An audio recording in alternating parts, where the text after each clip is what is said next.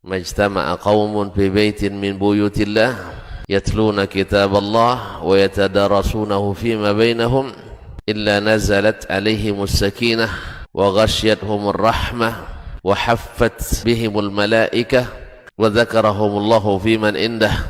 Tidaklah suatu kaum duduk di salah satu rumah Allah membaca ayat-ayat Allah dan sama-sama mempelajarinya kecuali turun kepada mereka as-sakinah, ketentraman dan kenyamanan, wa ghasyiyatuhumur rahmah, dan mereka diliputi pula oleh rahmat, kasih sayang dari Allah Subhanahu wa taala, wa haffat bihimul malaikah, dan mereka pun dikelilingi oleh para malaikat karena malaikat suka majlis-majlis zikir dan ilmu. Wa dzakarahumullahu fiman indah, dan Allah akan banggakan sebut-sebut mereka di kalangan malaikat-malaikat yang ada di sisinya, di masyarakat atas. Mudah-mudahan kita termasuk yang sering disebut-sebut di sisi Allah di kalangan para malaikat, dan di akhir majelis ini mudah-mudahan kita pula mendapatkan seperti yang tersebut dalam hadis qudsi, qumu maghfuran lakum, silahkan berangkat meninggalkan majelis ini dalam keadaan diampuni dosa-dosa kalian.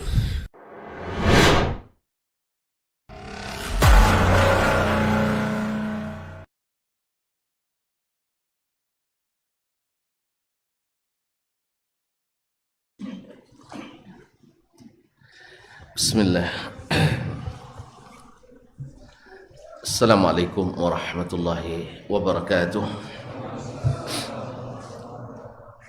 Alhamdulillahi rabbil alamin, wa bihi nasta'in ala umurid dunya wad din.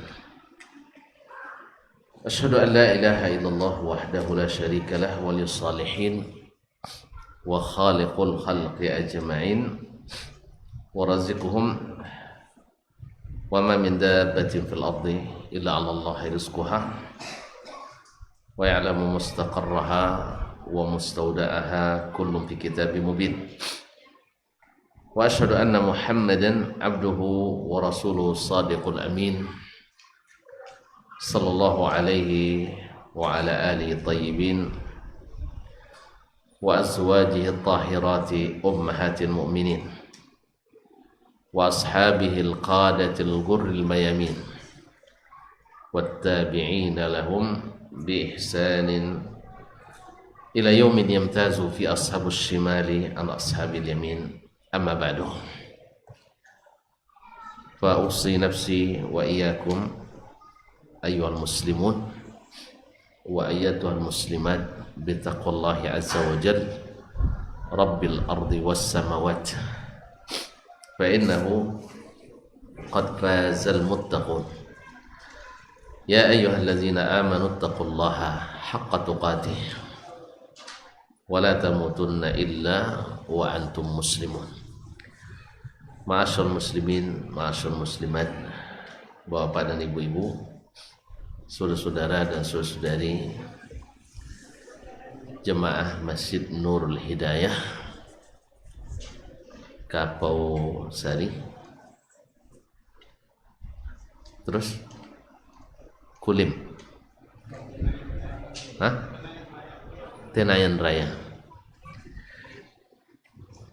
Mohon maaf, saya baru kesini jadi tidak tahu. Kecamatan Kulim, Kabupaten Kota Pekanbaru, Masya Allah. Berarti belum luar kotanya? Oh belum, masih di kota rupanya. Alhamdulillah. Oh ada kira tadi dinas luar kota. Berarti belum bisa dapat SPPD. Baik. Alhamdulillah pada petang hari ini sudah lama sebenarnya waktu dicari-cari dan dinanti-nanti. Tapi karena setiap hari jadwal dimiliki oleh orang. Untung ada yang masih liburan hari raya di Bangkinang. Bangkinang kan banyak rayanya. Oleh sebab itu alhamdulillah ketemu dengan Abang Roy gimana nih? pas sedang bincang-bincang jadwal, alhamdulillah dia langsung sabit itu, langsung ambil pastikan. Padahal masih ada kemungkinan jadwal ustaz lain. Enggak, katanya, pokoknya harus datang. Ayolah. Tadi hampir-hampir juga bimbang saya datang. Pasalnya luar kota. Ternyata masih dalam kota. Karena agak sedikit mohon maaf tadi kalau saya tidak salami sebagian tadi, agak kurang fit. Jadi kalau nanti agak lama selesainya itu karena kurang fit. Ya kan lama jadinya, karena lambat jalannya, lambat bicaranya. Jadi kalau sehat cepat selesai, cepat larinya. Nah, jadi kalau agak lama nanti mohon dimaafkan aja ya. Ma'asyiral kiram, bersyukur kita kepada Allah SWT karena telah diberikannya kita agama yang terbaik, agama yang sempurna, dan diberikan kepada kita kitab yang utama, dan diutus kepada kita rasul yang utama. Dan kita memang terakhir diutus di permukaan bumi, tetapi yang pertama masuk surga insyaallah. Saya tidak ingin satupun kita kecuali masuk surga, dan Allah alhamdulillah bentangkan jalan itu melalui nabinya seterang-terangnya dan sejelas-jelasnya. Sebagian orang dari kita ketika kita mengajak ke jalan itu kadang-kadang menuduh kita terlalu kepo. Bahasa sekarang, apa arti kepo? Tak tahu ya. Tidak tahu, sama aja kita. Kepo kata orang, kepo juga kata kita. Terlalu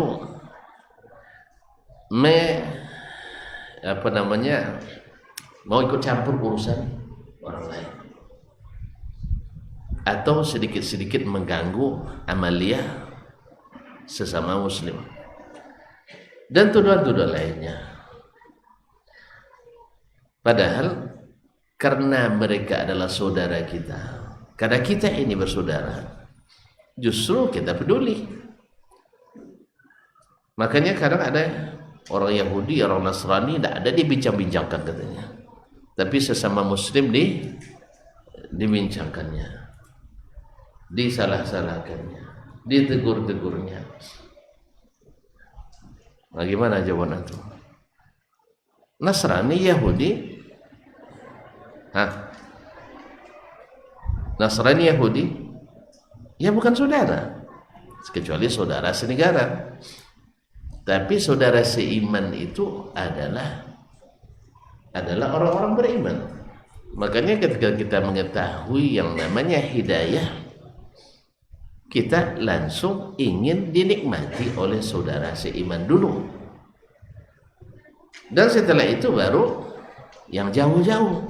Tidak mulai yang jauh dulu, mulai yang antum perbaiki rumah dulu, rumah orang dulu.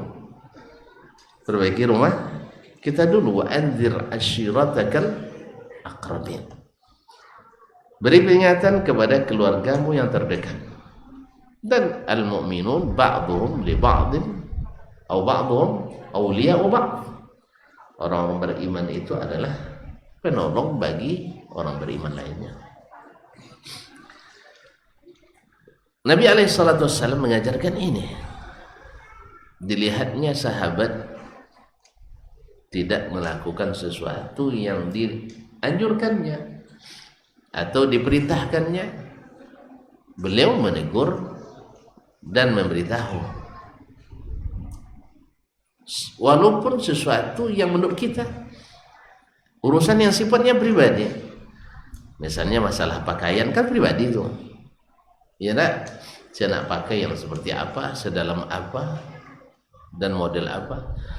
Tapi Nabi SAW dilihat sahabat dalam berpakaian tidak sesuai dengan yang syariat. Dia bilang, ya fulan, angkat kainmu, fa innahu anqa li thawbik. wa atqa li rabbik. Karena dengan diangkat itu lebih bersih dan lebih bertakwa kepada Allah. Yang ditegur beralasan, ya Rasulullah, kaki saya ada cacatnya, oleh sebab itu saya sembunyikan. Alasannya syar'i, logis, filosofis, dan akademis. Karena dia cacat dia disembunyikan, malu dia dilihat orang, mungkin jadi cemoohan, atau ketika melamar tak diterima di pinangan, maka dia sembunyikan. Lalu kata Nabi SAW, inna khalqallahu kullahu hasan, seluruh ciptaan Allah pasti indah. Subhanallah, diajar kepadanya. Nah, sejak itu dia tak terlihat kecuali perintahnya apa tadi? Mengangkat pakaiannya, kecuali hasiran thawbahu ila ansafi saqayhi, kecuali mengangkat pakaiannya ke atas mata dak sampai pertengahan betisnya. Sekali aja. Dia tak bilang ini Nabi usil sekali, ngurus urusan pribadi tak. Nah, kalaulah kita pun melihat saudara kita misalnya, karena cinta kita, maka kita beritahukan. Dan kadang-kadang memang cinta itu tidak langsung diterima. Ibaratnya sering juga cinta bertepuk sebelah tangan, sakitnya tuh di situ ya. Subhanallah, antum pernah merasa dikecewakan nampaknya. Masyaallah. Jadi alhamdulillah dengan semangat kebersamaan inilah Nabi mendidik para sahabat, walaupun dengan segenap perbedaan dan keanekaragaman, variasi dan status kehidupan. Ada Ansar, ada Muhajirin. Ansar petani, Muhajirin pedagang. Sifatnya akan beda. Pedagang cepat tersinggung, iya tak? Petani orangnya telaten. Kalau sempat Ansar yang hijrah ke Makkah mungkin sering kena kena sergah sama orang Muhajirin, orang Makkah. Orang Makkah itu kan dia tinggal di daerah berbukit, napasnya sesak terus. Orang sesak napas, tidak marah pun seperti marah. Makanya hijrahlah mereka ke Madinah. Orang Madinah tanahnya datar, landai, dan rindang pada umumnya, banyak tanaman. Orang yang ngurus tanaman itu telaten dan penyabar, sehingga walaupun sikap sebagian orang Muhajirin, mereka bisa tahan karena biasa napasnya panjang, biasa napasnya tenang. Mereka juga punya kebiasaan. Orang Ansor itu perempuannya cantik-cantik, cantik memang, sehingga maharnya, kalau cantik maharnya ya mahal akhi. Apalagi kalau antum nak pinang bidadari. Ini namanya pinang bidadari tapi dengan melontar batu kerikil mana bisa. Ada seorang anak muda di zaman as-salaf dulu, dia duduk di tepi jalan, di depannya ada air, dia ambil batu-batu. Dari batu dia ambil, Allahumma rzuqni al-jannah, Allahumma rzuqni al-hurul ain, ya Allah masukkan saya ke surga, beri istri bidadari. Sambil lontar-lontar batu kerikil. Lewat seorang ulama, ya ibn akhi, a'zamtal khidbah wa aqlaltal mahr. Kamu pinangannya luar biasa, nak beristri bidadari. Tahu bidadari? Meludah dia ke bumi, manis seluruh samudera. Tak percaya? Masuklah surga biar tahu. Itu kata Abdullah bin Abbas, bahwasanya bidadari itu bila meludah ke bumi ini, masuk ke dalam samudera yang besar-besar itu manis semuanya. Berarti antum takut ya, kena takut penyakit gula. Hah? Di dunia akhirat tak ada penyakit. Asal masuk surga. Kalau antum kurang yakin, berdoalah kepada Allah, ya Allah, saya nak buktikan perkataan Ibnu Abbas bahwa ludah bidadari itu bikin manis suasana. Manis yang tak terlupakan. Banyak yang tak paham. Nah, untung tuan-tuan sebagian besar tak paham. Nah, kaum muslimin dan muslimat mau buktikan, Ustaz? Assalamualaikum. Nah, dia lagi mikir masuk surga. Ya. Minta masuk surga ya, biar terbukti. Dengan semangat itulah mereka dibangun oleh Nabi Sallallahu Alaihi Wasallam. Terjadi perbedaan pandangan, ada. Terjadi perbedaan pendapat, terjadi. Tapi apakah mereka membentuk aliran-aliran, keyakinan-keyakinan tertentu? Tidak. Karena waktu itu mereka semuanya bila terjadi khilaf lapor ke Nabi Sallallahu Alaihi Wasallam. Bila keduanya bisa ditolerir syariat, maka Nabi sahkan keduanya. Bila tidak bisa dimasukkan dalam syariat, artinya tidak disyariatkan, maka Nabi tolak. Tetapi Nabi SAW tidak pernah merendahkan yang salah, tetapi mengapresiasi yang benar. Kalau kita tidak, yang salah langsung direndahkan, yang benar didiamin, tidak diapresiasi. Masyaallah kiram. Inilah yang diikuti oleh para sahabat dan para tabi'in. Bayangkan mereka pernah khilaf dalam suatu masalah besar sampai bertemu dua pasukan membawa senjata. Kalau sudah bawa senjata artinya apa? Perang. Kalau perang berarti berlawan, iya kan? Tetapi walaupun demikian tidak ada aliran di kalangan para sahabat. Semuanya ahlus sunnah wal jamaah. Makanya tidak ada sahabat, walaupun mereka masih hidup ketika lahirnya aliran Syiah, masih ada sahabat. Tak ada sahabat yang terlibat mendirikan Syiah. Walaupun Khawarij sudah datang di zaman Utsman, tetapi tidak ada sahabat yang terlibat membangun mazhab Khawarij. Walaupun Qadariyah sudah mulai bibitnya di zaman sahabat, di kalangan tabi'in, tetapi tidak ada sahabat yang terlibat di dalam mendirikan mazhab Qadariyah, Mu'tazilah dan seterusnya. Sehingga mereka semuanya at-ta'ifatu al-mansurah, al-firqatu an-najiyah.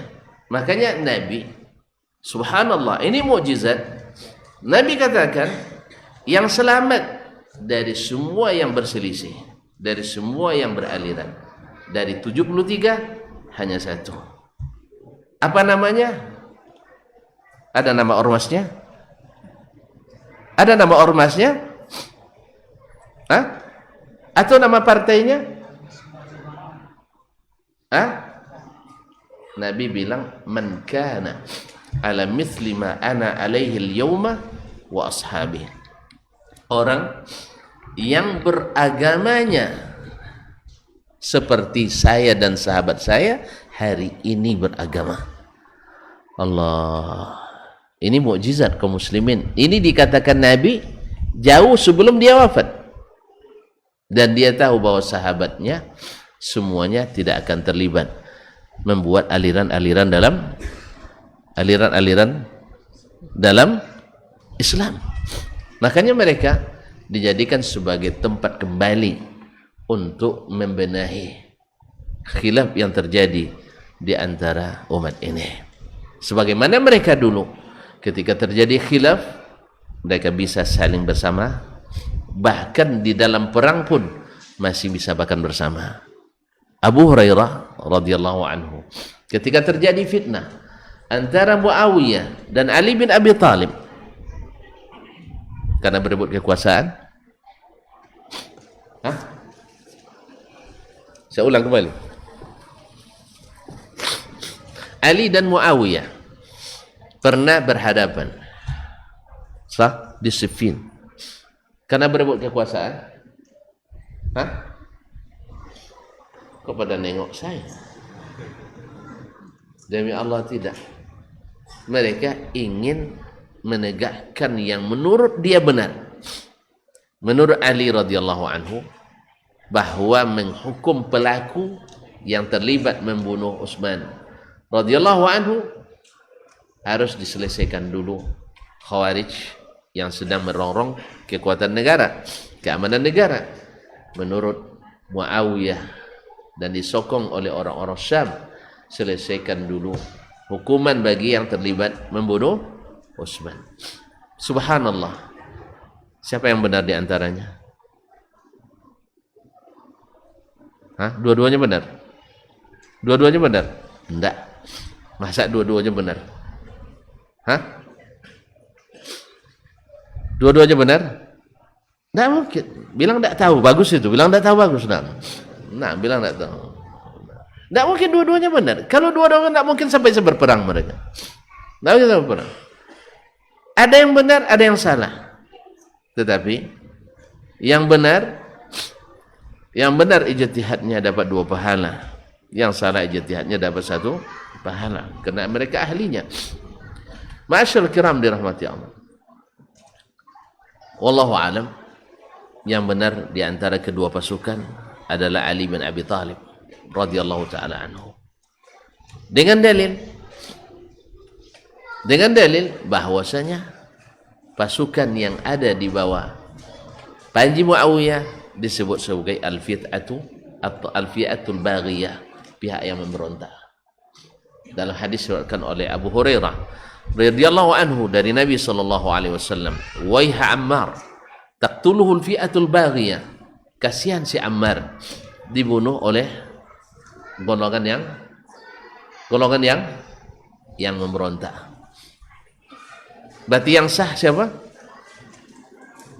Ali bin Abi Thalib. Yang memberontak siapa?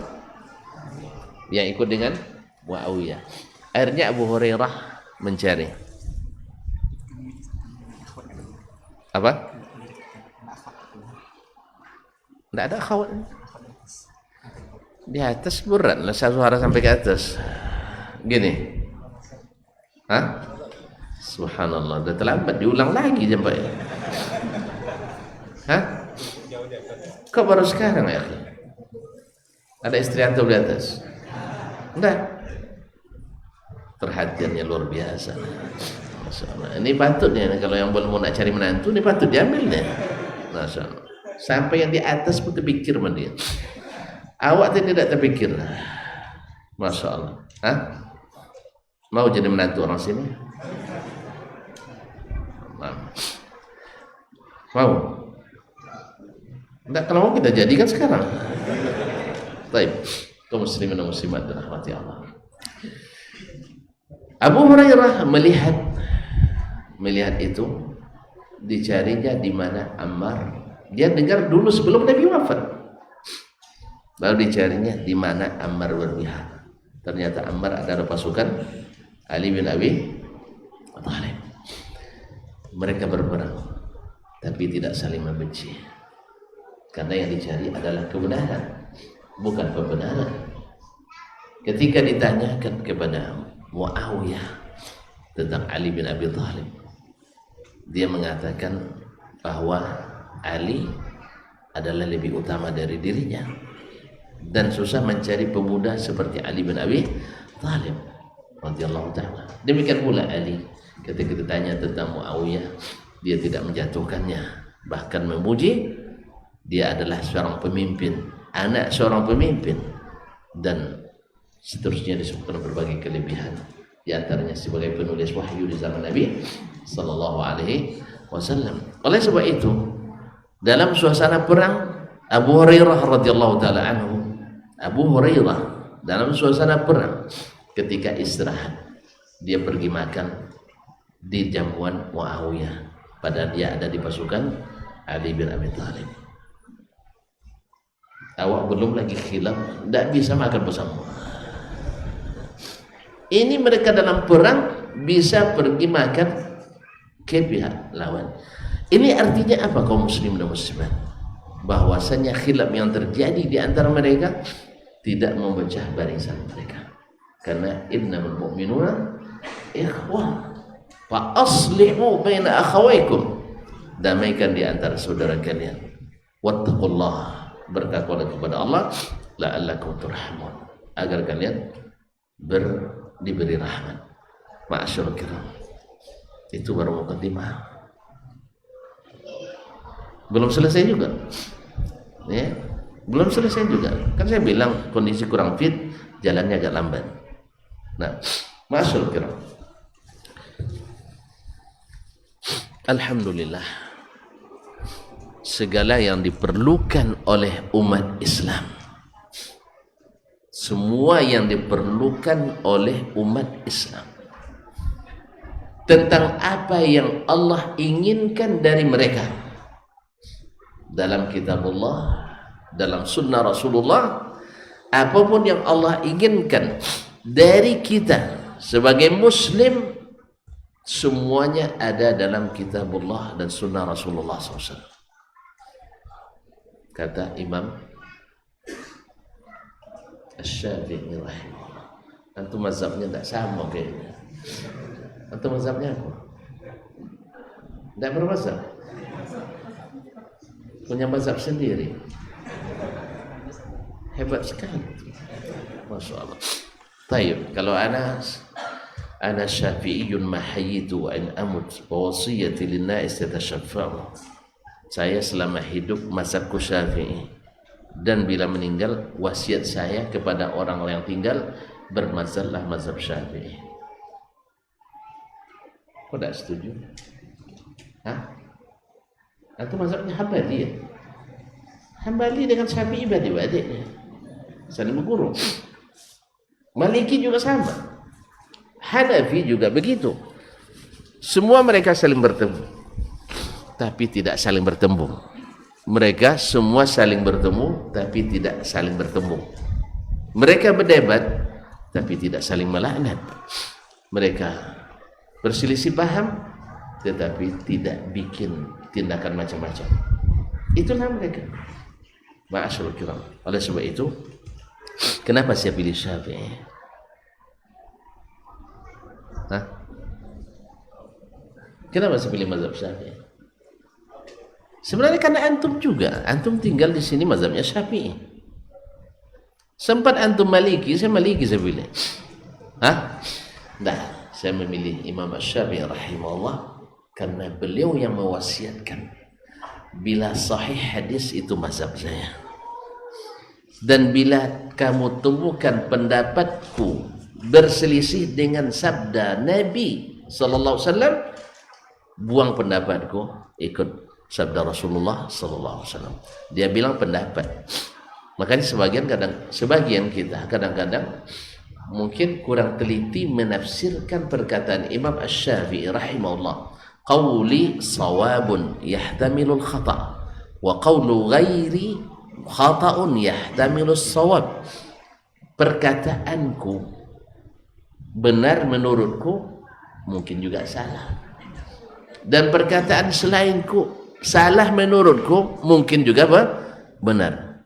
Lihat, Imam Syafi'i bilang bukan sunnah Nabi, bukan perkataan Nabi, tapi perkataan saya. Artinya ijtihad saya, baik ijtihad saya dalam istinbat hukum atau dalam memahami dalil. Menurut saya benar, tapi mungkin juga salah. Dan yang lain menurut saya salah, mungkin juga benar. Dia tidak mengatakan qaulullah dan bukan qaulu Rasulullah sallallahu alaihi wasallam. Karena qaulullah, perkataan Allah, la yahtamilu illa shawab. Wa qaulu Rasulillah la yahtamilu illa al-haq. Ketika Abdullah bin Amr ibn As radhiyallahu anhu mencatat semua yang diucapkan Nabi, baik Al-Quran maupun hadis Nabi, para petua atau tetua Quraisy menyampaikan somasi kepadanya. Kenapa kamu mencatat semua yang dikatakan Nabi? Padahal Nabi itu bicara dalam keadaan marah, dalam keadaan sedih, dalam keadaan gembira, dalam keadaan suka. Lalu sampai itu ke Nabi sallallahu alaihi wasallam, "Uktub fawalladhi nafsu Muhammadin biyadihi la yakhruju min hadza illa al-haqq." Tulis ya Abdullah bin Amr, karena tidak ada yang keluar dari sini kecuali hak. Wa ma yantiqu anil hawa in huwa illa wahyun yuha. Tidaklah Nabi mengatakan sesuatu karena mengikuti hawanya. Yang dia katakan tidak lain adalah wahyu yang diwahyukan. Maka Imam Syafi'i katakan perkataan saya bukan perkataan Nabi sallallahu alaihi wasallam. Adapun bila perkataan Nabi, dia katakan la yahillu li ahadin idza istabanat lahu sunnah ayatrukaha liqauli ahadin kainan man kan. Tidak halal bagi seseorang yang jelas baginya sunnah, dia tinggalkan sunnah itu karena mengikut pendapat orang lain selain Nabi siapapun orangnya. Tapi bila jelas, karena banyak yang tidak jelas, iya kan? Ada yang bilang, si Ahmad bilang, Ustaz sejelas itu Ustaz jelaskan, tidak jelas juga bagi banyak orang. Saya bilang, Nabi yang langsung jelaskan tidak jelas juga bagi orang Quraisy waktu itu. Iya, kan Nabi yang jelaskan kepada Abu Jahal, dia jelaskan pada Abu Lahab, dia jelaskan kepada Utbah bin Rabi'ah, Ubay bin Khalaf, tidak juga jelas bagi mereka. Justru mereka bilang Nabi yang salah. Nabi yang salah paham. Nabi yang tidak mengerti, bahkan dibilang Nabi itu gila, Majnun, ya kan? Maka antum kalau dituduh orang salah paham, atau misalnya salah pikir, misalnya antum tidak usah sedih, karena antum belum dituduh gila, masih ringan itu. Iman kita masih rendah, sehingga baru dibilang salah pikir. Tidak masalah, jangan sedih. Tapi kalau memang salah pikir, kita dibenahi dan diperbaiki. Kaum muslimin muslimat, ini yang dididikkan oleh Rasulullah kepada Nabi, kepada para sahabatnya. Mereka bisa ikhtilaf tetapi tidak kalam. Kan beda antara ikhtilaf dengan kalam. Subhanallah.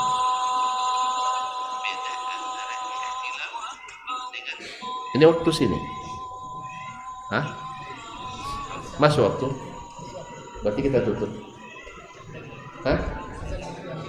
Azan dulu, lanjut sampai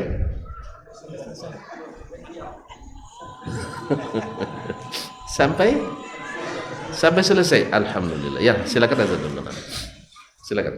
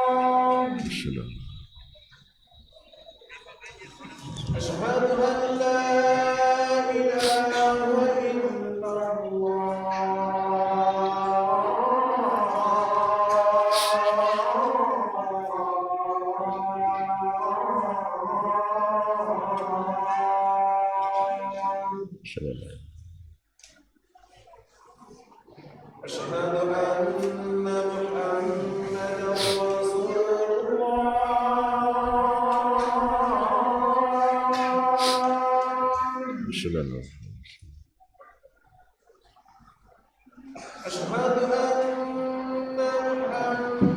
Muhammadan Rasulullah.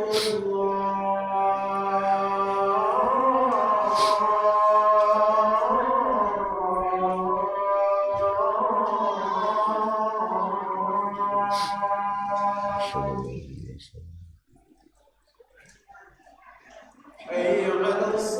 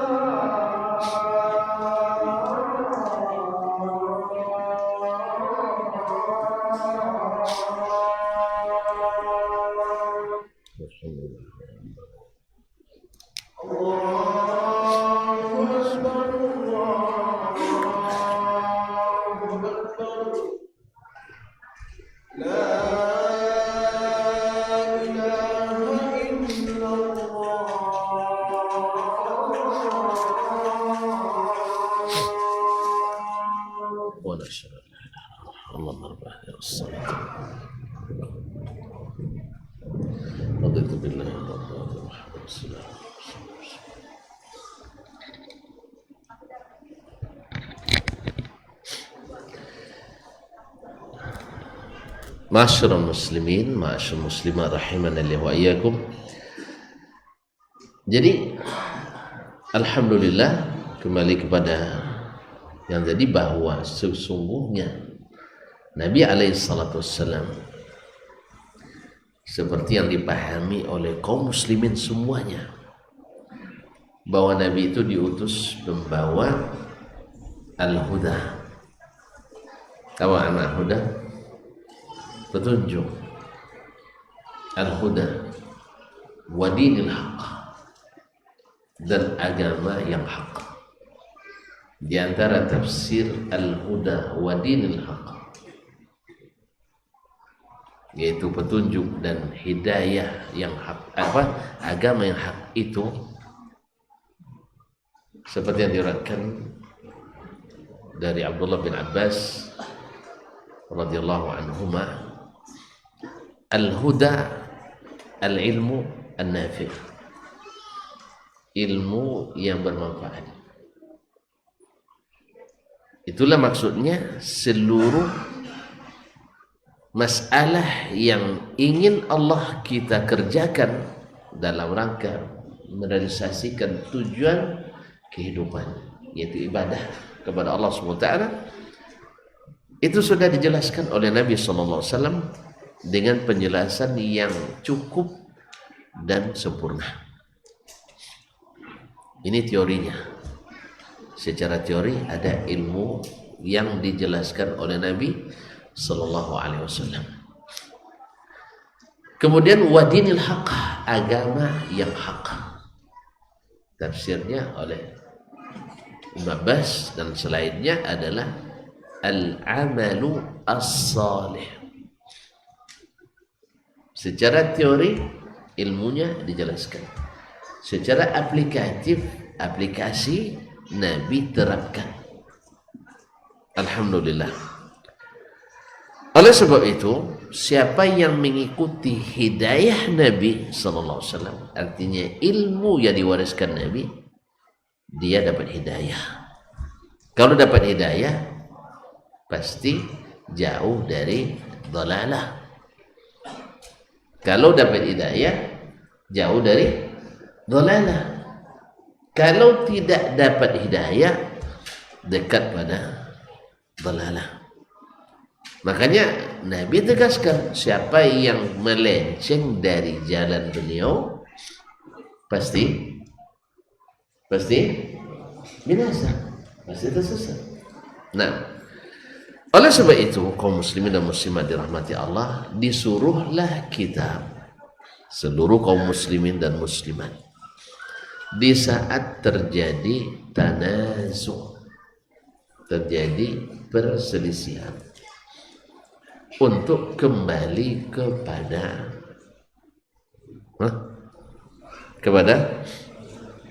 Al-Quran dan Sunnah Nabi, dan khususnya Sunnah, karena Sunnah penjelasan detailnya di situ.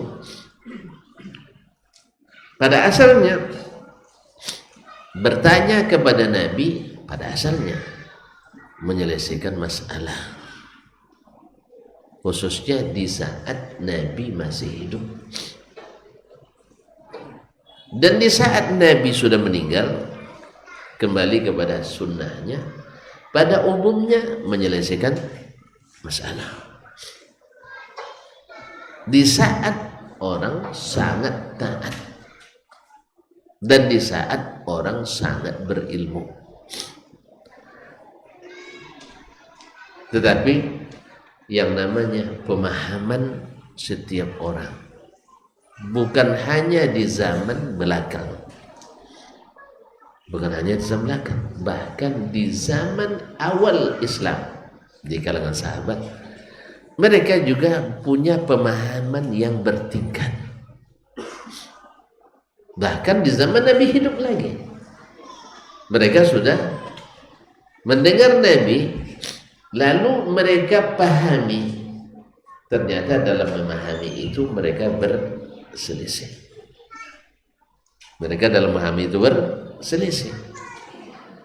Misalnya nanti akan kita sebutkan di antara sebab terjadinya khilaf,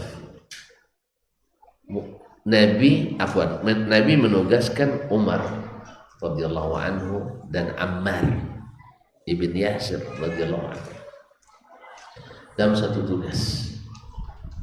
Subhanallah, keduanya sama-sama junub pula, dan tidak ada air. Junub tahu kan? Perlu jelaskan juga? Masa enggak jelas semua? Kalau yang akhi ini enggak tahu, biarlah iyalah. Nah, antum enggak tahu kan? Antum tahu junub kan? Enggak tahu juga. Subhanallah. Ini enggak boleh dilepas lagi, ini harus segera ditangkap ini. Nah, supaya dia tahu nih, masya Allah. Kaum muslimin dan muslimat, sama-sama junub, air tidak ada.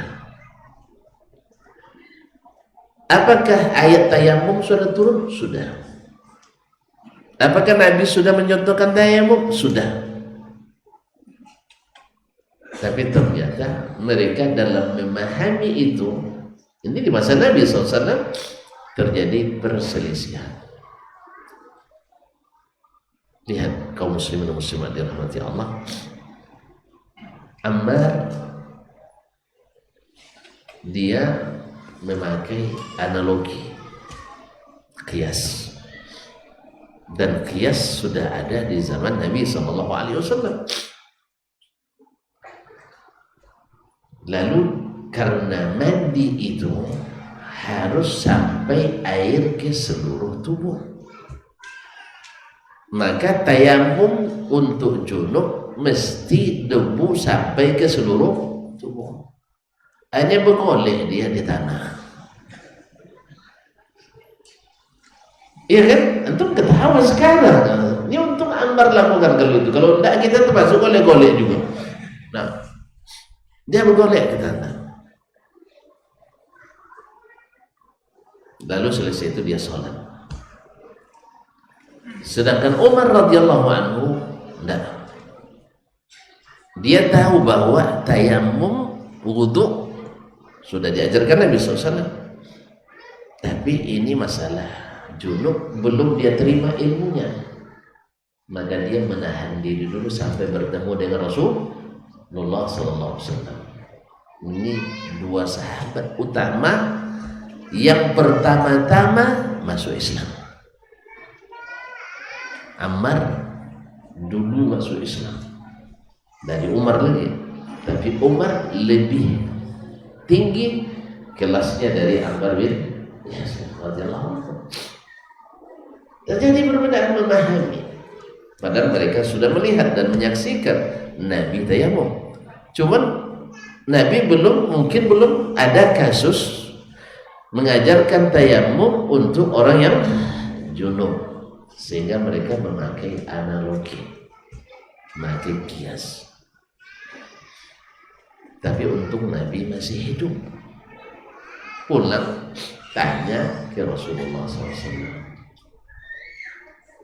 Lalu Nabi katakan ke Ammar, innama kana yakfika an taqula biyadayka hakadha. Sebenarnya Ammar cukup kamu lakukan dengan kedua tanganmu seperti ini. Fadaraba biyadayhi at-turab. Nabi lalu menepukkan tangannya ke tanah. Thumma nafakha bihima, kemudian dia hembus lembut. Thumma masaha bihima wajhahu wa kaffayhi. Sebenarnya cukup gini aja Ammar. Tapi kalau udah terlanjur tidak apa-apa. Kalau udah terlanjur tidak apa-apa. Tapi besok jangan diulang lagi. Jadi kaum muslimin dan muslimat rahmati Allah SWT, Nabi SAW di zamannya sendiri sudah ada khilaf.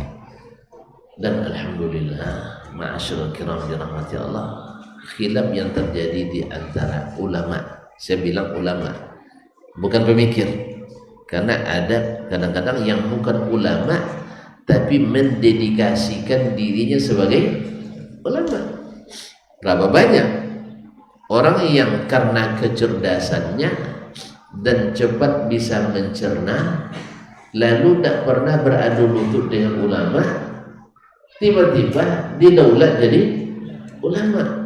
Apalagi di zaman sekarang ini, asal pintar ceramah pasti dicap jadi ulama.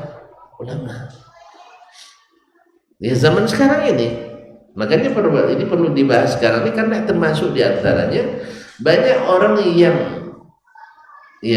yang baru saja mengaji atau baru saja tapi sudah mendedikasikan diri sebagai ulama. Nasallallahu alaihi wasallam. Tapi alhamdulillah yang benar-benar ulama, ya kalau kita ambil contohnya imam yang empat, Abu Hanifah, Malik, Syafi'i dan Ahmad. Atau kalau ditambahkan dengan imam lain seperti Lais bin Sa'ad, Sufyan bin Uyainah, Sufyan Ats-Tsauri, alhamdulillah mereka tidak ikhtilaf fi usuluddin, dalam masalah usul agama. Mereka tidak berbeda pendapat tentang Al-Quranul Karim, bahwa ia adalah dalil pertama dan utama. Mereka juga sepakat bahwa kembali kepada Al-Quran dan Sunnah adalah aslun min usuli hadzal. Dan mereka juga alhamdulillah sepakat bahwa kiblat kita ke langit. Kiblatnya ke Ka'bah. Artinya apa? Yang ulama-ulama kita tidak membentuk, yang betul-betul ulama ini tidak membentuk aliran-aliran keyakinan. Makanya tidak ada namanya akidah asy-Syafi'iyah, tidak ada akidah al-Malikiyah yang berbeda dengan Syafi'iyah. Semua mereka sama. Makanya mereka tidak membentuk aliran-aliran kepercayaan. Tapi bila masuk yang bukan ulama, walaupun cerdas, atau ulama yang terpengaruh oleh syubhat yang bukan ulama, akhirnya mulai terjadi aliran-aliran kepercayaan Islam. Misalnya Mu'tazilah lahir di tangan seorang yang cerdas, Wasil ibn Atha, seorang pemikir ulung, tapi sayang tidak sabar menuntut ilmu dengan gurunya Al-Hasan Al-Basri. Ma'bad Al-Juhani dari Basrah, seorang yang hafiz Quran, awalnya menuntut ilmu hadis, tapi karena bertemu dengan Susan An-Nasrani yang masuk Islam untuk menebar syubhat, akhirnya dia kena fitnah, yaitu mengingkari takdir Allah SWT. Sebagaimana dulu di kalangan umat Nabi Isa alaihissalam pernah terjadi fitnah mengingkari takdir, dan itu masih ada dan dimasukkan melalui jalur mereka ke dalam pemikiran umat Islam. Demikian pula masuk Ibrahim An-Nadham yang asalnya dari ajaran Hindu, kemudian masuk pula berlindung di bawah pemikiran Mu'tazilah. Dan ini siapa yang mempelajarinya dan mendekatinya pasti akan kena syubhatnya. Nasallallahu alaihi wasallam. Tapi yang ulama-ulama, yang benar-benar ulama, mereka tidak membentuk aliran yang memecah belah umat. Bila sudah ada memecah belah, membentuk aliran-aliran tertentu, maka sebenarnya mereka awalnya bukan ulama, atau ulama yang terpengaruh oleh syubhat para pemikir-pemikir tadi. Nasallallahu alaihi wasallam. Ma'asyarul kiram. Nah, kalau demikian halnya, Syafi'i misalnya berbeda pendapat dengan Malik.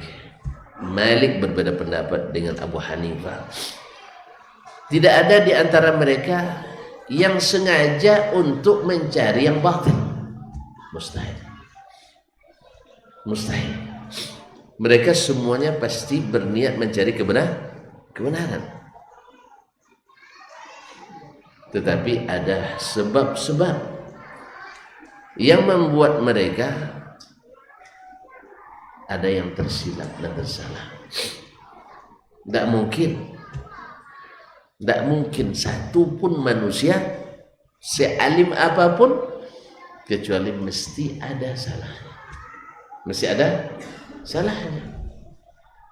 Dan kesalahan itu banyak sebabnya. Syekh Ibn Utsaimin dalam kitab kecilnya ini menyebutkan atau menyimpulkan ada 7 sebab, dan masih banyak sebab yang lain yang membuat ikhtilaf di antara ulama tadi. Mereka sama-sama berusaha mencari yang hak dalam suatu masalah, tetapi karena kekurangan yang ada, seperti kata Imam Asy-Syafi'i rahimahullah dalam kitab Ar-Risalah, la a'lamu ahadan min ahli ilmi bis sunan yuhitu bi jami'is sunan. Saya tidak mengenal satupun ulama yang ahli dalam bidang sunnah Nabi, ulama hadis, yuhitu bi jami'is sunan, yang menguasai seluruh sunnah Nabi. Padahal beliau bertemu dengan Sufyan bin Uyainah, ya kan? Bertemu dengan Imam Ahmad bin Hanbal, yang kata Abu Zur'ah hafal 1000 hadis. 1000 hadis. 6 nolnya. Ya Syekh, Abu Zur'ah bilang inna abaka yahfadhu alfi hadis. Ayahmu wahai Abdullah hafal 1000 hadis. Antum bilang 1.000.000. Antum ahli ta'wil. Ya saya menyampaikan apa adanya. Antum takwilkan dengan 1.000.000 ya. Ya memang nolnya 6 memang. 030 pertama, 1000 pertama. 30 belakangan, 1000 kedua. Akhirnya bacanya 1000 hadis. Salah saya? Ya bilang aja salah, tidak ada masalah. Nah, nanti saya perbaiki. Bahasa sini 1.000.000 ya. 1.000.000 ya lah. Biar agak terlihat terlihat banyak, bilang sejuta. Kalau bilang 1000 kan dikit kan? Ini kan baru ribuan, kalau ini jutawan. Nah, 1000 hadis. Dia bertemu dengan Abdurrahman ibn Mahdi, bertemu dengan Al-Lais ibn Sa'd, dan banyak bertemu dengan Imam Malik. Tapi dia bilang tak saya temukan satu pun ulama yang ahli sunnah Nabi SAW, ulama hadisnya yang menguasai seluruh hadis. Bagaimana antum nak menjadikan Dasman sebagai ukutan yang tak boleh salah? Mungkin.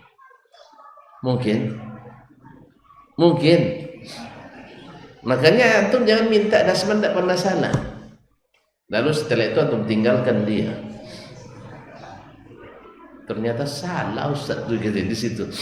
Makanya itu sebabnya kami ustaznya sekarang takut bilang salah. Apa sebab? Sekali salah serba salah. Jemaah tidak mau lagi mendengarkan. Padahal bahwa salah itu adalah sifat asasi manusia. Tidak ada yang maksum kecuali Rasulullah Sallallahu Alaihi Wasallam. Oleh sebab itu, maka bila terjadi kesalahan pada seorang alim, bukan maknanya dia hilang gelar ulamanya, tidak. Tapi justru disitulah kesempurnaannya, bahwa dia tidak boleh jadikan imam satu-satunya. Maka aneh bin ajaib ketika seseorang di antara kita mengatakan wajib ikut Imam Syafi'i dari alif sampai Z. Alif sampai dari A sampai Z. Karena Imam Syafi'i sendiri menolak itu. Yang lain bilang mesti ikut Abu Hanifah dari alif sampai padahal Imam Abu Hanifah menolak itu. Lalu antum mewajibkan orang harus satu mazhab semuanya. Ini justru akan memecah belah umat. Karena Nabi tak pernah menyatukan dengan pribadi-pribadi, tapi menyatukannya dengan Nabi Sallallahu Alaihi Wasallam. Makanya boleh saya salahkan guru antum? Boleh kan? Iya, biar adil nanti bilang sama guru Ustaz, cari pula sama Ustaz itu. Ya tak apa-apa, saya siap aja kok. Iya siap saja. Alhamdulillah ulama kita ngajarkan itu kepada kita. Ulama kita ngajarkan itu. Ubaidullah Ibn Abbas Al-Ambari pada suatu majlis ditanya oleh muridnya Abdurrahman Ibn Mahdi. Abdurrahman Ibn Mahdi ini guru Imam kita Syafi'i. Ketika sedang melayat jenazah, diskusi, nanya suatu masalah, lalu dipatuakan oleh Al-Ambari tadi. Kata Abdurrahman Ibn Mahdi, Syekh, tidak coba itu salah Syekh, katanya. Akhirnya dia nunduk sebentar. Mungkin dia nunduk berpikir nak marah sama dia atau mengakui kebenaran itu. Akhirnya dia bilang, sadaqtah, kamu benar. Idzan arji' wa ana saghir. Kalau begitu saya cabut pendapat saya kembali, walaupun kelihatannya saya dikecilkan. La an akuna zanaban bil haqq ahabbu ilayya min an akuna ra'san bil batil. Saya menjadi ekor atau mengekor dalam kebenaran lebih baik daripada jadi kepala dalam kebatilan. Cepat sekali. Jadi kalau anda salahkan nanti guru antum, bilang sama guru, ayo kita salahkan dulu. Tapi jangan waktu itu aja, nampak kelihatan betul nanti. Nah, oleh itu kaum muslimin sekalian, maka ini termasuk sikap kita kepada para ulama kita dengan penuh ta'zim dan hormat. Tetapi seperti kata Harmalah ibn Yahya At-Tujibi rahimahullah, Asy-Syafi'iyyu habibun ilaina walakin al-haqqa ahabbu ilaina. Syafi'i itu kami cintai, ya, tetapi kebenaran lebih kami cintai. Karena ini yang diajarkan oleh gurunya. Nah, kalau demikian, karena kita tahu bahwa seorang alim mungkin salah, apalagi seorang ustaz. Nah, agama mengajarkan kita bahwa kesalahan yang terjadi bukan merendahkan diri orang yang salah, tapi justru di saat dia mengakui kebenaran itu, itulah Allah mengangkat dirinya. Maksudnya, di antara sebab seorang alim atau seorang yang berilmu itu tersalah, bisa saja dalil belum sampai kepadanya.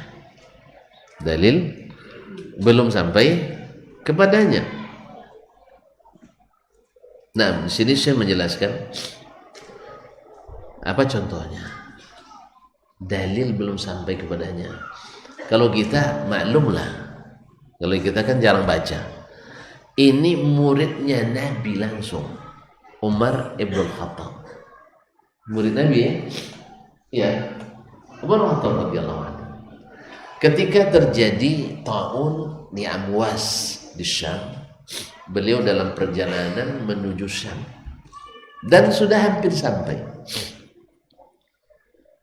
Di tengah perjalanan dapat informasi, berita pasti di sana terjadi wabah ta'un. Yang antum sendiri tahu yang namanya ta'un itu tidak beri waktu lama. Kalau COVID lumayan lah. Ya, COVID masih kasih kita tegak. Itu pun ketakutan kita luar biasa dibuatnya. Ya kan? Nah, tapi tahun tidak pakai lama-lama. Akhirnya Umar radhiyallahu anhu bermusyawarah dengan para sahabat. Hasil musyawarah ini pendapat semua nih, dengan memahami dalil-dalil umum bahwa jangan masukkan ke dalam kebinasaan diri kita, karena tidak jelas masuk ke situ insya Allah kena ta'un dan insya Allah innalillahi wa inna ilaihi raji'un. Akhirnya pendapat mayoritas, ada juga yang tidak setuju. Ada di antara yang tidak setuju adalah Abu Ubaidah bin Jarrah, gubernurnya. Ada yang tidak setuju, saya lupa namanya, itu ingat. Nah, ada sahabat yang tidak setuju, tapi mayoritas sahabat menyetujui pendapat Umar kembali ke Madinah. Subhanallah. Tidak lama datang Abdurrahman ibn Auf. Ketika musyawarah, beliau sedang tidak di tempat. Mendengar hasil musyawarah, lalu dia sampaikan, inna li fi dzalika la ilman. Saya punya ilmu tentang itu. Jadi ternyata pendapat tidak dinamakan ilmu tadi ya. Nah, saya punya ilmu tentang itu. Sami'tu Rasulullah sallallahu alaihi wasallam yaqul, saya mendengar Rasulullah SAW bersabda, idza kanat ta'unu bi ardin wa antum fiha fala takhruju minha firaran min. Bila kalian sedang dilanda ta'un di suatu negeri, kalian di dalam negeri itu jangan keluar karena melarikan diri. Tidak boleh keluar. Wa idza sami'tum bi ardin wa lastum fiha fala tadkhuluha. Kalau seandainya kalian mendengar suatu negeri, kalian sedang berada di luar negeri itu, jangan masuk. Allah. Umar bertakbir, ya, dan bersyukur karena pendapatnya sesuai dengan yang disabdakan oleh Rasulullah SAW. Andainya ilmu ini sudah ada sejak awal, kan tak perlu musyawarah lagi. Saya dengar Rasulullah SAW. Nah, dan akhirnya yang tidak setuju tadi pun akhirnya menyetujui. Alhamdulillah. Jadi ada kemungkinan dalil belum sampai. Padahal Umar sahabat dekat Rasulullah sallallahu alaihi wasallam. Contoh lain kaum muslimin dan muslimat dirahmati Allah, Ali bin Abi Thalib radhiyallahu anhu dan Abdullah bin Abbas. Tentu tahu sendiri siapa keduanya.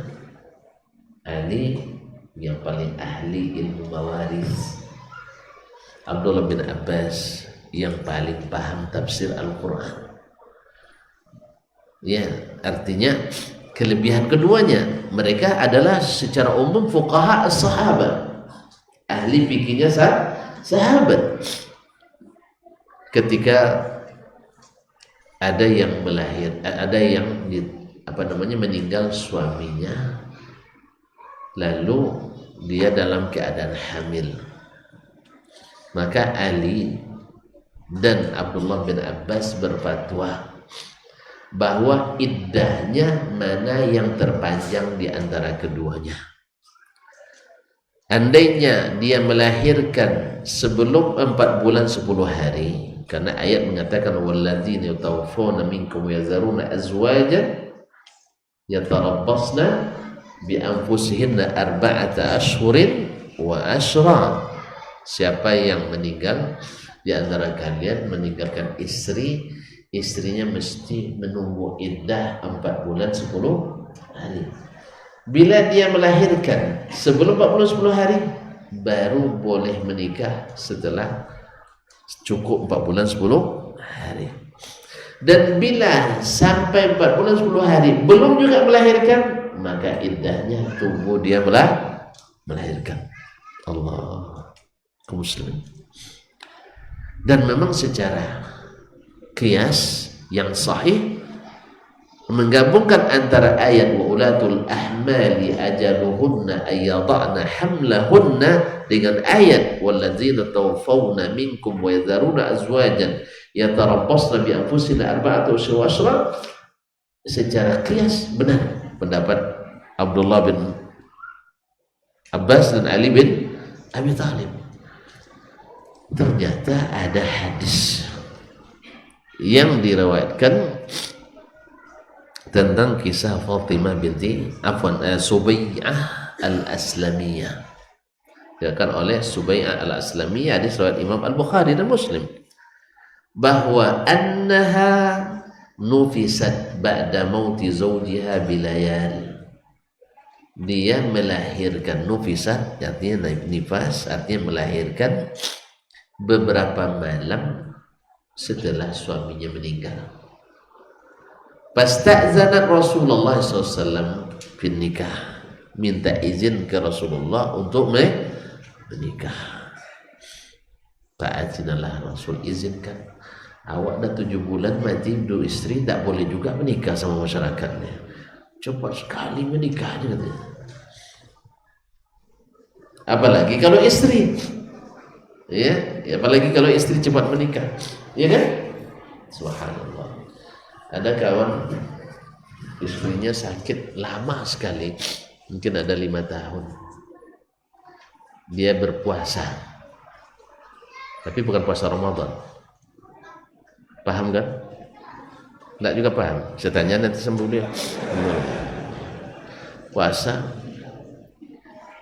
setelah istrinya meninggal karena sakit, memang sakit, tidak bisa melayani suaminya.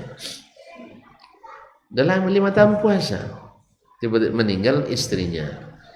Kalau tidak salah sekitar sekian bulan lah, ada 7 atau 6 bulan menikah. Masih juga jadi bahan pembicaraan orang kampung tuh. Belum lagi istilahnya bahasa kampung, alun panoyong kuburan dia. Dia belum dinaikkan tanah kuburannya sudah nikah lagi. Makanya kaum muslimin, ya, kaum muslimin jangan terlalu terpengaruh oleh bicara orang. Karena 5 tahun setelah itu pun untuk menikah masih juga larang. Tadi anak baru cerita dengan seorang bapak pulang dari Jakarta,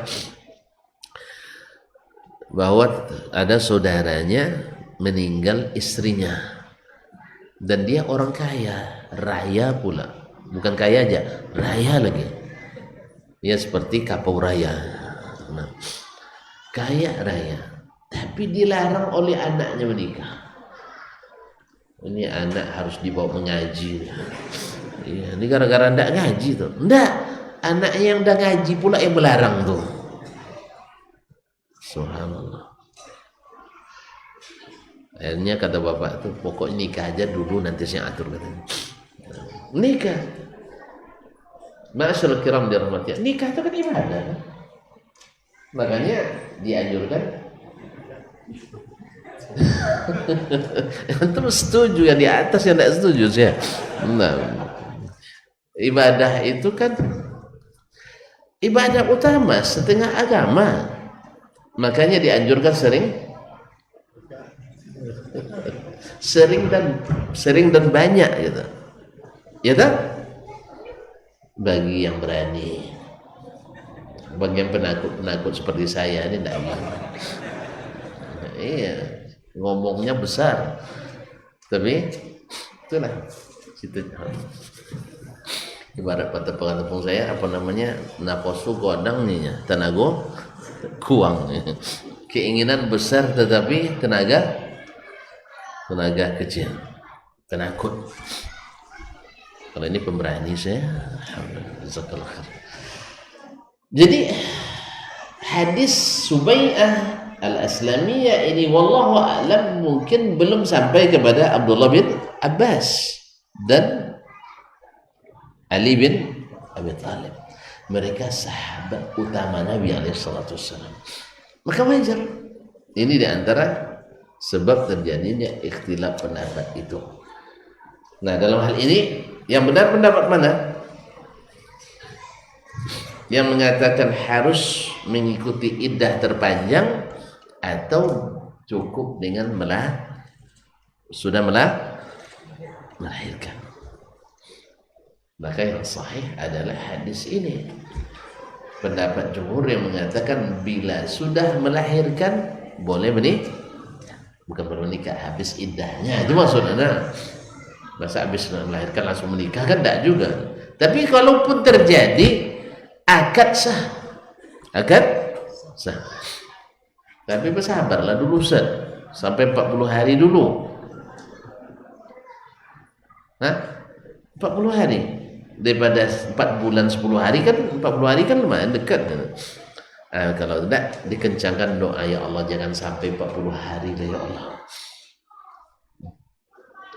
Tapi memang ini kalau di negeri kita aneh ini. Ya tak? Ini yang pertama. Sebab kedua, seperti kata Syekh rahimahullah taala, ayakun al-hadis qad balagha ar-rajul. Hadis mungkin sampai. Walakin lam yathik binaqilih. Tapi dia belum yakin dengan kesahihannya. Belum yakin dengan kasihan. Tidak yakinnya itu hanya sebabnya. Di antaranya mungkin dia punya dalil yang lebih sahih, lebih kuat dari Al-Quran atau hadis lain. Hadisnya sampai, tetapi tidak yakin dengan yang menyampaikan. Ini juga terjadi dengan Umar bin Khattab radhiyallahu anhu. Ya, yaitu kisah Fatimah binti Qais. Dia ditolak bain oleh suaminya.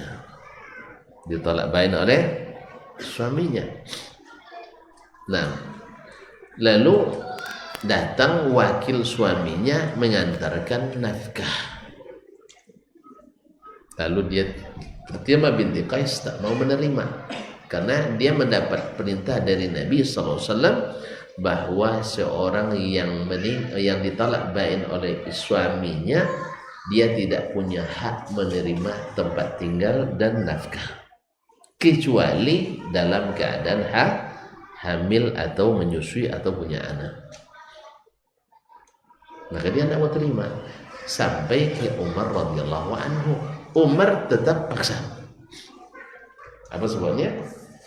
Bisa saja si Fatimah ini lupa. Dan Allah sudah jelaskan bahwa orang-orang yang diceraikan itu nafkahnya ditanggung oleh suaminya sampai selesai iddahnya. Ini subhanallah kaum muslimin dan muslimat dirahmati Allah. Terjadi pada kibarus sahabat. Tapi untung hanya masalah cabang, masalah furu'. Mereka tidak khilaf dalam masalah-masalah yang sifatnya usul. Walhamdulillah. Kalau jadi masalah khilaf dan usul sebenarnya pada umumnya khilaf yang ghair mu'tabar, bukan dari kalangan ulama-ulama yang ala sunnah, tetapi banyak di antara mereka yang menyimpang dari sunnah Nabi sallallahu alaihi wasallam. Ini tidak masuk babnya di sini. Yang ketiga, kaum muslimin dan muslimat dirahmati Allah SWT, ada kalanya hadis itu sampai tapi dia lupa. Apalagi kita, ya kan, baru saja sampai sudah lupa. Apalagi sampai sudah lupa. Nah, karena dia lupa, maka dia kadang-kadang tidak menerima hadis itu atau tidak menjadikannya sebagai dalil. Itu wajar saja. Dan ini juga terjadi di kalangan al-kibar, seperti kisah Ammar dan Umar tadi. Ketika Ammar meriwayatkan kisah ini kepada para tabi'in, dipanggil oleh Umar, ini apa yang kau riwayatkan di Ammar? Karena Umar kan tersebut dalam riwayat itu kan. Umar lupa. Lalu kata Umar, saya tidak ingat sama sekali. Jangan kau sampaikan lagi ke orang, kan nama saya terbawa di dalamnya, kan terseret juga nama Umar. Akhirnya Ammar bilang, kalau kau perintahkan karena hak engkau sebagai waliul amri yang wajib saya taati, saya tak sampaikan. Tapi Umar tak berani pula, karena di hadis Nabi SAW dia bilang, nuwallika ma tawallaita. Ya kalau gitu sampaikan aja lah. Ya saya lupa. Yang ingat hujjah terhadap yang lupa, bukan yang lupa yang jadi hujjah. Jelas tuh? Jadi kalau kita terima misalnya hadis dari syekh, lalu kita hafal hadisnya, bahkan dicatat, lalu syekh katakan, enggak, saya lupa katanya. Syekh lupa, saya ingat. Syekh tak mencatat, saya mencatat. Mana yang dipakai? Yang ingat, yang dibalik. Kalau yang lupa dijadikan hujjah, nanti banyak hilang syariatnya. Makanya kaum muslimin muslimat dirahmati Allah, Umar akhirnya mempersilakan Ammar untuk menyampaikan walaupun dia sendiri lupa. Dan ini yang membuat Imam Asyuti rahimahullah menulis sebuah kitab namanya Tazkiratul Mu'tasi fi man haddatha wa nasih, yaitu ada beberapa ulama yang telah menyampaikan hadis itu, namun ketika diingatkan oleh muridnya dia ingkari karena dia terlupa. Tetapi para ulama tetap memakai hadis muridnya itu selama muridnya itu thiqah, bisa dipercaya. Sebab keempat, kaum muslimin dan muslimat dirahmati Allah, di antaranya adalah sampai dalil kepadanya, tetapi dia memahami tidak seperti yang harus dipahami, berbeda pemahamannya. Misalnya sesuatu masalah yang masyhur, yaitu masalah menyentuh wanita membatalkan wudu atau tidak. Terjadi 3 pendapat dalam masalah ini. Imam Asy-Syafi'i rahimahullah wa man wafaqahu mengatakan asal menyentuh batal wudu. Sebagian mengatakan menyentuh yang membatalkan wudu yaitu dengan syahwat. Ini mazhab diriwayatkan dari Imam Ahmad dan Imam Malik. Yang ketiga, mereka yang mengatakan yang membatalkan itu adalah menyentuh yang menyebabkan dia berhubungan badan atau jima. Nah, 3 pendapat ini, berarti ada yang salah atau semuanya benar? Hah?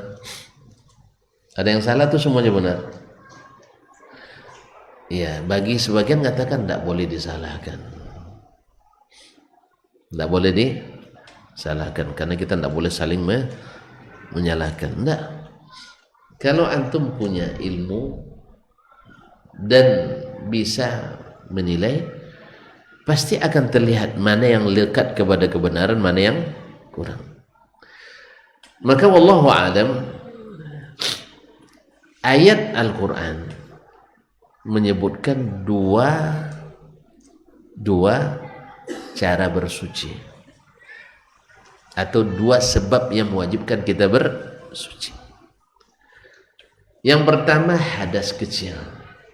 Yang kedua hadas besar. Ketika hadas besar, hadas kecil, ada perintahnya berwudu. Ketika hadas kecil, hadas besar, ada perintahnya mandi. Nah, ketika di bab tayamum, Allah menyebutkan wa in kuntum marda aw ala safarin aw jaa ahadun minkum minal gha'id aw lamastumun nisa falam tajidu ma'an fatayammamu sa'idan thayyibah. Bila kalian sakit atau musafir atau selesai buang hajat atau menyentuh wanita tidak dapat menggunakan air, maka bertayamumlah. Nah, di sini wallahu alam Allah kan menyebutkan dua sebab bersuci, yaitu bersuci dari hadas besar dan bersuci di antara dengan hadas kecil. Nah, ayat ini menyebutkan dan keluar dari tempat buang hajat. Ini sebab yang mewajibkan wajib mandi, buang hajat, BAB BAK, wajib mandi,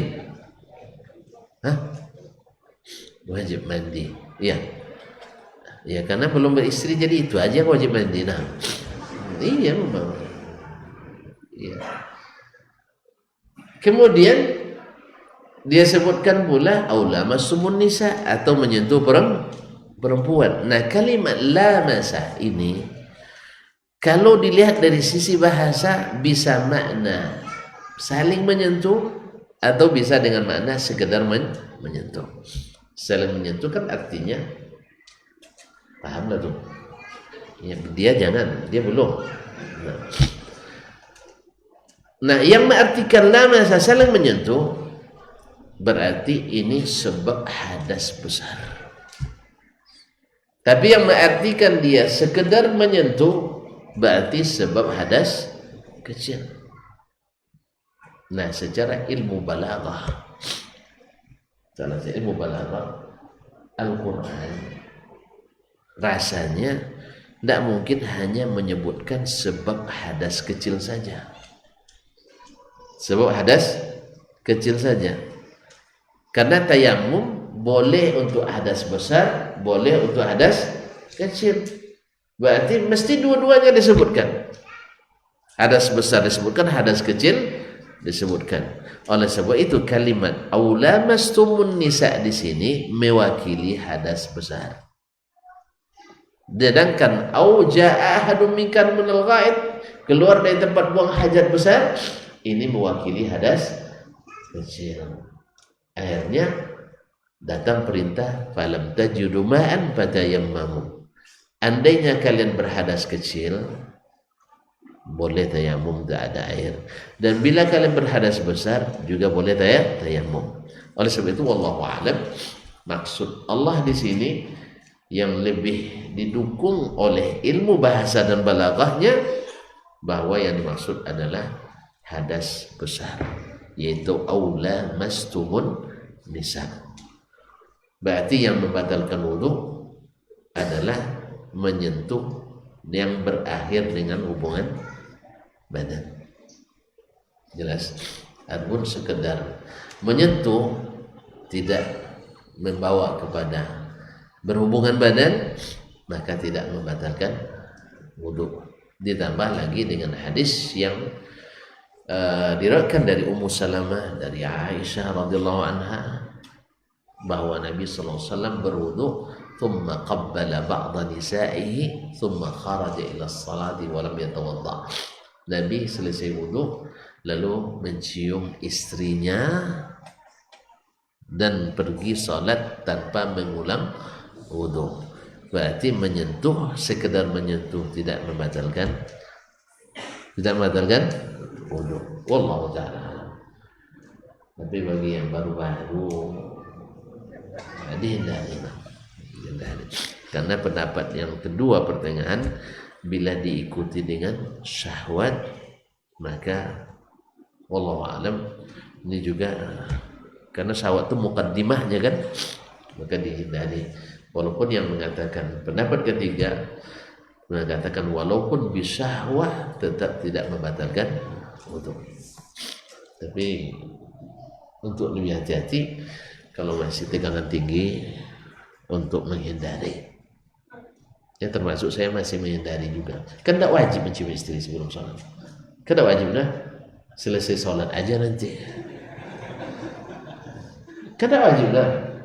Karena Aisyah memberikan alasan fa'innahu amlaku li arabih. Karena Nabi lebih dapat menguasai dirinya. Jelas? Makanya saya sendiri ya rasanya masih ragu saya. Sebab takut tidak jadi pergi. Itu masalahnya. Atau itu ada yang saya khawatirkan. Sebab voltasenya masih alhamdulillah. Yang gini-gini tidak paham. Ma'asyarul kiram dirahmati Allah Subhanahu wa taala. Di antaranya pula muslim dan muslimat hadis sampai atau dalil sampai, tapi ternyata sudah dinasakh. Tapi hadis yang atau dalil yang menasakh belum sampai kepadanya, seperti at-tatbiq ketika duduk tasyahud sampai kepada Abdullah bin Mas'ud. At-tatbiq yaitu meletakkan kedua tangan di antara dua paha ketika tasyahud atau ketika duduk antara dua sujud. Nah, waktu itu Alqamah muridnya dengan Al-Aswad sholat di samping dia. Lalu mereka meletakkan kedua tangannya di atas pahanya. Ditegur oleh Abdullah bin Mas'ud. Padahal gurunya Abdullah bin Mas'ud kan sahabat Nabi. Alqamah dengan Aswad An-Nakhai itu muridnya tabi'in. Tapi ternyata sampai ke murid lebih dulu daripada sampai ke guru. Ada nggak seperti itu? Sering. Saya berapa kali mendengar hadis dari sebagian jemaah sebelum sampai ke saya. Ini terpaksa tunggal langit cari kan, juga balik cari sini cari sana. Rupanya hadis palsu. Patutlah dulu sampai ke antum, saya bilang. Selama belajar Madinah tidak jumpa kan ya. Tiba-tiba antum beritahu ke saya. Dicari-cari ternyata hadisnya patutlah saya bilang. Ya rasanya 15 tahun belajar setiap hari dengan hadis kan. Alhamdulillah kitab-kitab yang induk-induk dibaca sampai selesai walaupun tidak hafal. Ya, minimal kan teringat-ingat juga dikit kan. Ini hadisnya tidak ada rasanya. Hanya terpaksa tengok Sahih Bukhari bahasa cepat kan. Tidak ada juga Sahih Muslim. Katanya dia Sahih Bukhari pula hadisnya. Hanya karena dibilang Sahih Bukhari yakin dia bilang. Awak jadi ragu jadi karena dia yakin. Saya kan ingat yang ingat hujah kepada yang lupa kan itu kan.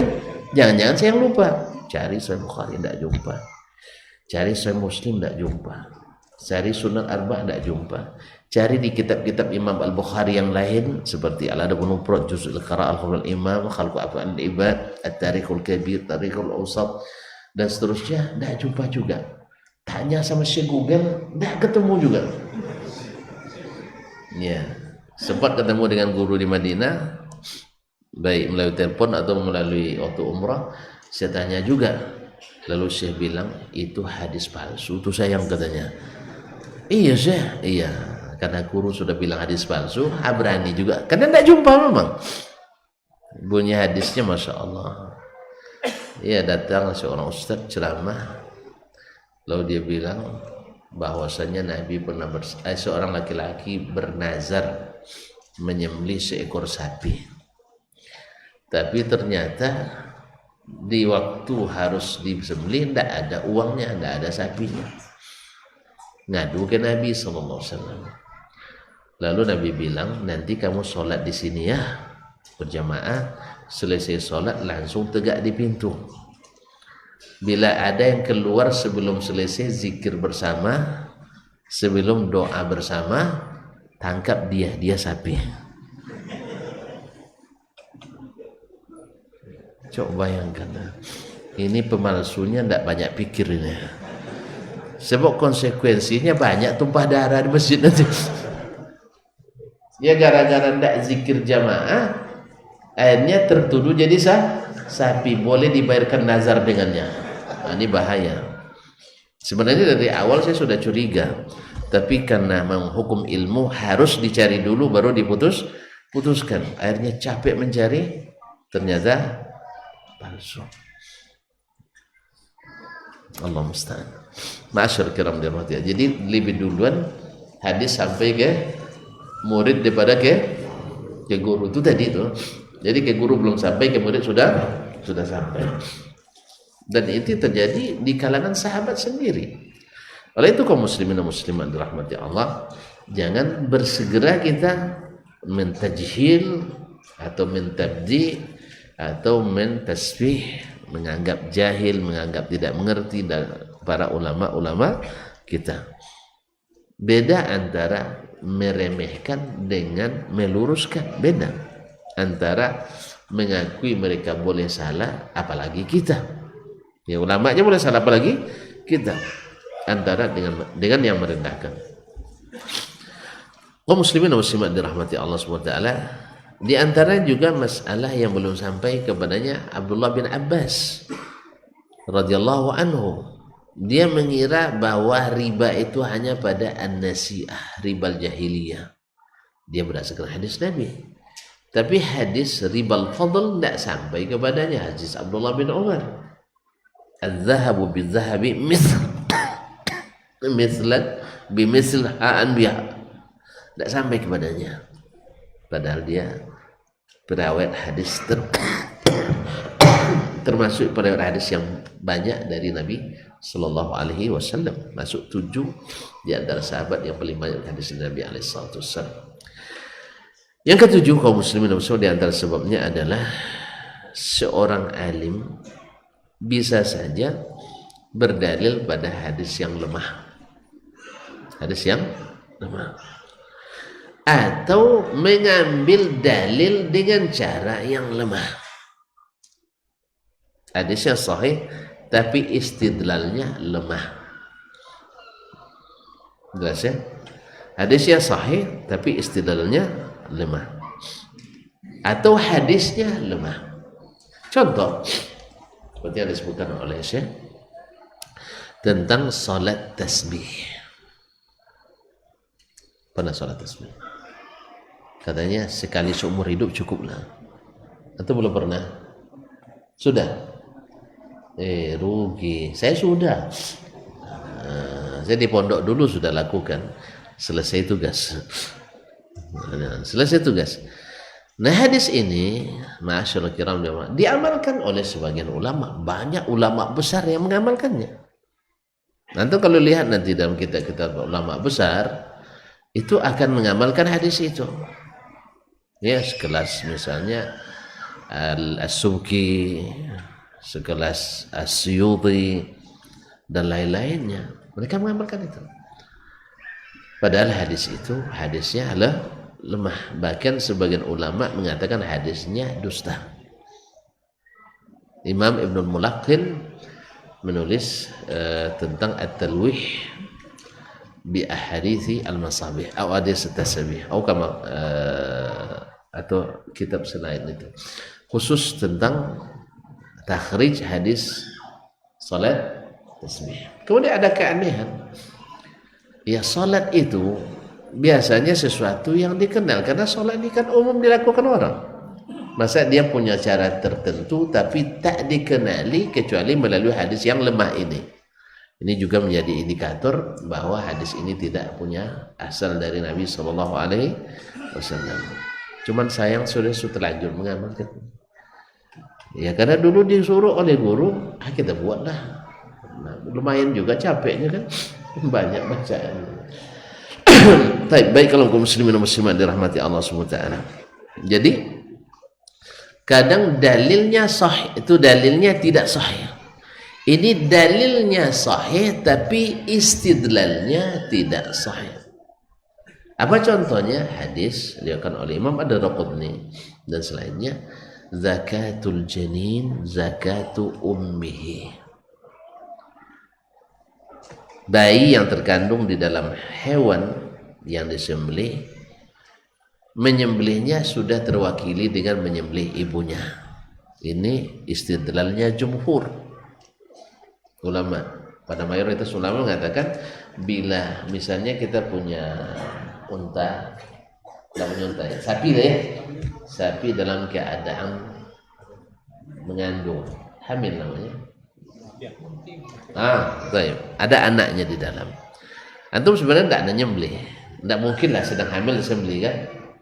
Kasihan anaknya. Cuman karena satu dari hal mungkin ada hal yang menyebabkan dia harus disembelih, misalnya sakit ibunya atau sebagainya, atau terjatuh dan kecelakaan misalnya daripada terbuang mati lalu disembelih. Nah, anaknya ini menurut tafsir mayoritas ulama, bila ibunya sudah disembelih maka anaknya sudah terwakili. Apa artinya? Bila sempat induknya bisa sembelih, maka anak yang ada dalam kandungannya halal dimakan sekalipun tidak disembelih. Ini istidlal yang kuat. Ada istidlal yang dhaif, yang lemah. Mereka menafsirkan zakatul janin zakatu ummihi. Menyembelih janin itu sama hukumnya dengan menyembelih induknya. Akhirnya setelah induknya mati, lalu dibelah perutnya, dikeluarkan anaknya, disembelih lagi. Ini istidlal dhaif. Apa sebab? Sebab Nabi SAW mensyariatkan sembelihan itu untuk menumpahkan darahnya. Dalilnya, man anharad dam wa dzukiras mullahi alaihi fakulu. Sesuatu yang yang ditumpahkan darahnya dengan sembelihan itu dan disebut nama Allah, boleh dimakan. Sekarang kalau dia sudah mati disembelih, ada darah lagi, perlu ujian pula, tes dulu. Jadi nanti kerbau atau sapi yang sedang mengandung, coba antum sembelih. Habis itu setelah dia mati, keluarkan anaknya. Masih hidup? Mati. Nah, setelah itu sembelih lagi. Ada gunanya menyembelih yang sudah mati? Kalau boleh sembelih setelah mati, nampak kambing mati nanti, oh ini sayang disembelih dia. Berarti dalilnya sahih, tapi istidlalnya dhaif. Jelas? Jelas ya? Nah, dan ini banyak terjadi kaum muslimin muslimat yang dirahmati Allah. Ya, orang dalilnya sahih seperti, tapi kalau saya sebut nanti tuan-tuan marah pula dengan saya. Janji tidak marah, orang lain yang marah. Seperti masalah bersalam-salaman selesai sholat fardu. Ibnu Battal Al-Maliki menyebutkan dalam syarah Sahih Bukhari bahwa bersalaman selesai sholat fardu itu hukumnya boleh, karena hukum asalnya kapan saja salaman boleh. Dan ini pada asalnya istidlalnya benar. Assalamualaikum warahmatullahi wabarakatuh. Assalamualaikum warahmatullahi wabarakatuh. Seperti Pak Amri tadi, saya belum sempat zikir, dia ada salam. Terus saya jawab. Ya. Paham kan? Awak belum zikir lagi, dia sudah salam. Karena takut nanti selesai saya zikir, saya pergi. Makanya dia salam dulu. Saya jawab. Nah, ambil tangannya. Boleh apa enggak? Boleh. Tapi dijadikan dalil oleh orang untuk bersalam-salaman bersama-sama selesai doa bersama. Ini istidlalnya dhaif, walaupun dalilnya pada asalnya sahih dan kuat. Lalu sambil pula membaca salatullah, misalkan tersinggung lagi, antum ngurus amalan kami ya karena antum saudara kami, maka ya mengingatkan kembali ya, karena merasa bersaudara. Kalau tidak ada kita peduli. Alhamdulillah kita tidak peduli orang misalnya di rumah ibadah lain membaca haleluya misalnya. Tidak mungkin kita salahkan, memang itu agamanya. Sah? Ya, tapi kalau saudara kita yang baca haleluya di masjid harus kita ingatkan. Jelas ya? Nah, karena dia saudara kita. Kalau orang lain, agama lain misalnya ikut merayakan hari raya mereka, kita tidak mungkin larang karena itu hari raya mereka. Karena toleransi mengharuskan kita untuk tidak mengganggu mereka. Tapi bila ada orang Islam ikut-ikutan raya itu, maka saya melihat saudara saya berbahaya, maka saya ingatkan. Salah sendiri, kenapa antum punya saudara seperti saya? Ya, iya. Saudara Muslim harus saling menasihati. Kalau tidak, nanti antum akan tarik tangan saya di akhirat. Ya Rabb, ini orang dulu berkuar-kuar berdakwah tak pernah mengingatkan kami masalah ini. Tapi ketika saya sudah ingatkan, antum marah, silakan. Ya, antum marah silakan. Karena memang kadang-kadang dengan marah itu semakin rajin pula kita. Ya, semakin dimarahi semakin rajin. Ibarat mancing ada gotunya gitu ya. Ibarat mancing ada apa? Gotu itu bahasa Indonesia. Ada iya. Kalau mancing dia aja, tidak semangat kan? Tapi kalau sudah mulai, walaupun lepas lagi semangat kita. Ya, lepas itu semangat, semakin semangat kita. Kita ingatkan, ditarik, lepas kan, nyangkut pula kadang. Terus tambah semangat kita. Insya Allah. Nah, satu-satu saya dapat juga. Memang berapa banyak kita awalnya menerima hidayah itu luar biasa sulit. Iya kan? Sulit, macam kepompong nak keluar jadi lempapi. Jadi kupu-kupu. Biarin aja, memang susah. Kalau dibantu nanti mati dia. Tahu kepompong? Kepompong tahu? Ulat sebelum jadi apa tuh? Jadi limpapi. Limpapi tahu? Kupu-kupu. Ya, dia nak keluar dari kepompongnya luar biasa sulit. Para ahli pernah mencoba dengan menggunting, ditolong dia keluar, setelah keluar mati. Jadi memang harus sulit rasanya. Karena setelah sulit dapat hidayah manis. Jelas? Jadi kalau susah-susah jangan bosan. Ditunggu saja kelahirannya. Dan kalau sudah merasakan indahnya, insya Allah menyesal kenapa lambat. Sama dengan orang yang menikah lambat. Iya. Dia selalu bilang yang menikah lambat, andainya menikah seindah ini, saya lebih duluan nikah dari ayah saya kan. Nah,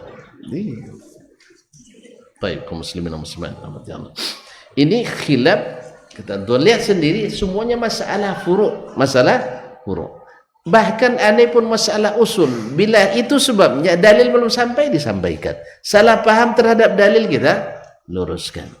Nah, apa sikap kita terhadap ikhtilaf yang terjadi? Apakah didiamkan atau kita boleh menyampaikan? Tergantung kaum muslimin dan muslimat. Bila khilafnya khilaf tanawu yang sifatnya variatif, dibaca ini sah juga, dibaca ini sah juga, atau ini lebih afdal daripada yang ini, tentu berbeda dengan khilaf yang tadad. Yang satu bilang haram, yang satu bilang halal. Maka kita yang berilmu atau ulama penuntut ilmu mesti menjelaskan.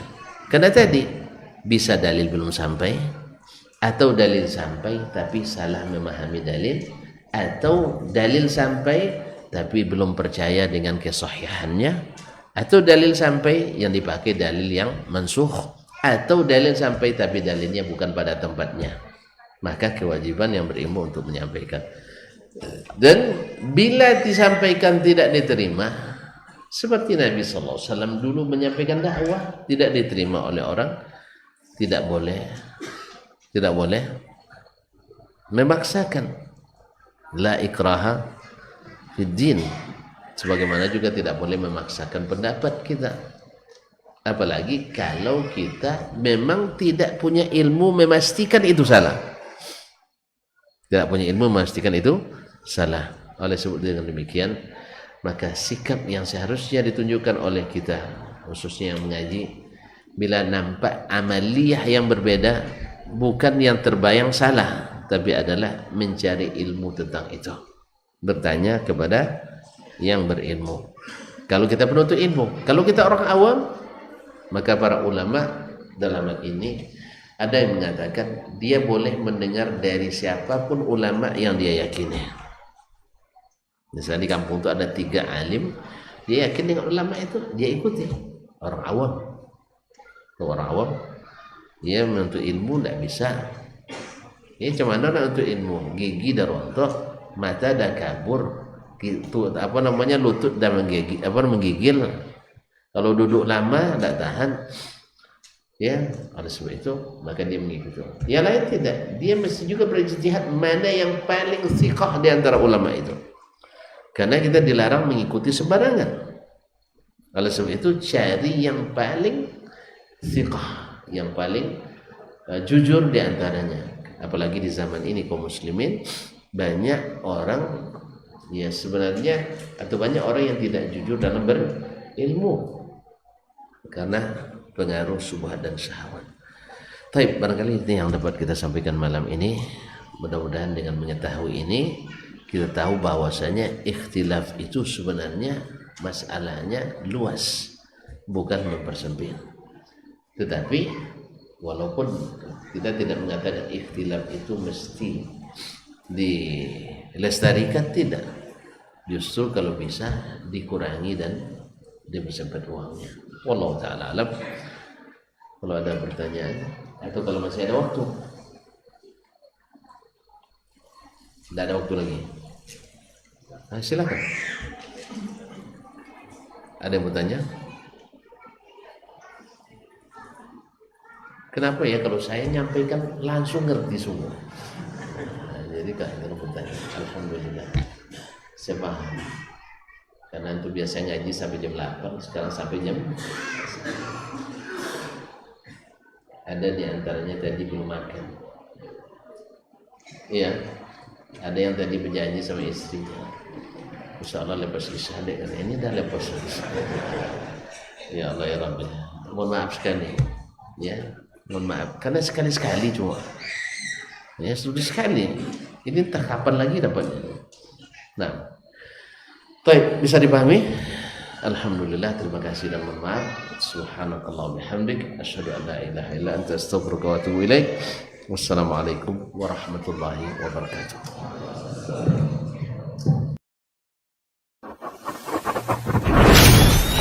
Robbani, merajut ilmu dan peradaban.